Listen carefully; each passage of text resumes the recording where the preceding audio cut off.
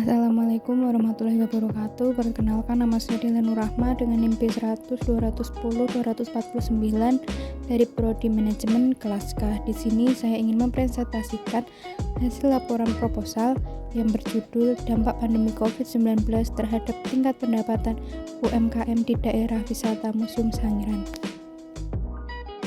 Sejarah Museum Sangiran. Museum Sangiran merupakan sebuah museum yang berada di Kecamatan Kalijambe. Tempat ini merupakan sarana rekreasi dan situs purbakala karena menyimpan beberapa fosil manusia purba. Museum Sangiran ditetapkan sebagai warisan dunia nomor 593 oleh World Heritage pada saat peringatan yang ke-20 tahun di Merida, Meksiko. Museum Sangiran masa kini tidak hanya dijadikan sebagai tempat edukasi cagar budaya saja. Di sini juga disuguhkan pemandangan yang indah, pedesaan yang masih sangat alami dan asri, dan bangunan Museum Sangiran yang kekinian membuat tempat ini cocok untuk tempat para anak muda berfoto-foto dan untuk private juga. Tidak hanya itu saja, kita di sini bisa membeli beraneka cenderamata khas dari Museum Sangiran ini seperti kaos, manik-manik dan kerajinan lainnya yang berada di museum ini.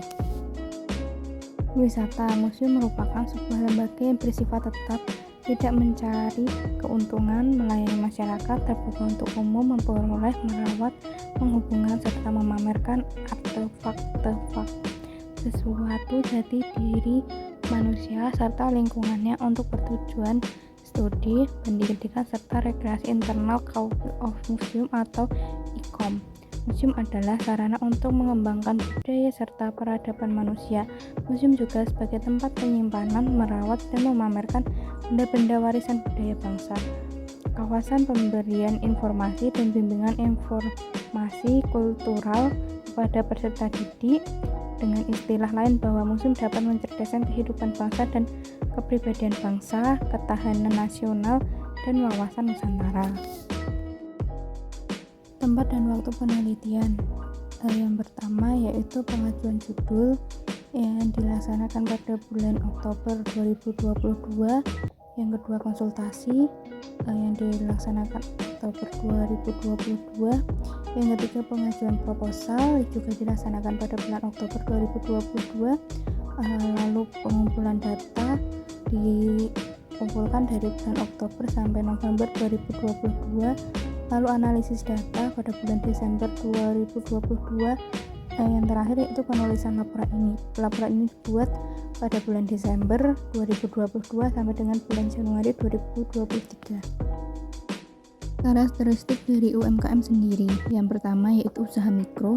Jenis barang usaha tidak selalu tetap, sewaktu-waktu dapat berubah.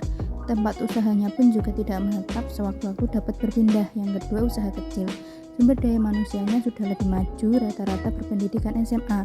Sudah melakukan pembukaan atau manajer keuangan akan tetap masih sederhana. Yang terakhir yaitu usaha menengah. Sudah memiliki manajemen dan organisasi yang lebih baik dan teratur, bahkan lebih modern.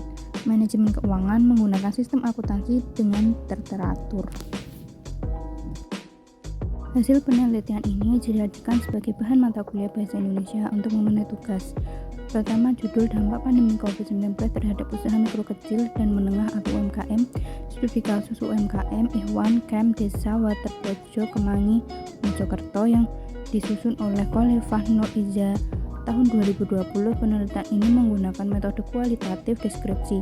Jurnal ini membahas tentang dampak COVID-19 terhadap UMKM Ikhwan Camp, di mana dampak dari COVID-19 terhadap UMKM mengalami penurunan omset yang lumayan besar karena berkurangnya aktivitas dan sulitnya memperoleh bahan baku, sehingga dibutuhkan cara untuk mempelajari teknologi, di mana seperti media sosial dapat memudahkan para konsumen memberikan pelayanan terbaik sesuai dengan protokol kesehatan dan memperkuat sumber daya manusia dengan cara menanamkan pembelajaran mengenai teknologi.